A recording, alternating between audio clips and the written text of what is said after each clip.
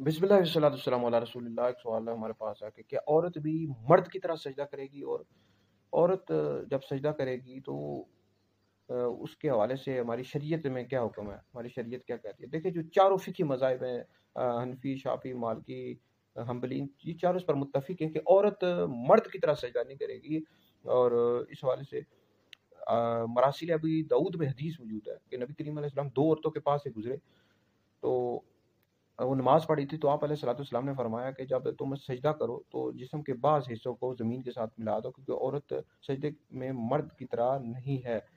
तो ये हुक्म औरत के लिए है कि वो जब सजदा करे तो खूब समझ कर सजदा करे, ठीक है जी।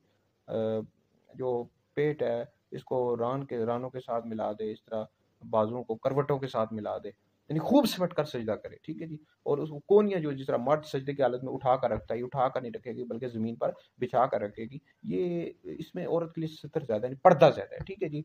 तो ये इस हवाले से हदीस है, ये बताया गया है कि औरत मर्द की तरह सजदा नहीं करेगी बल्कि खूब सिमट कर सजदा करे, और क्योंकि इसमें उसके लिए ज़्यादा पड़ता है।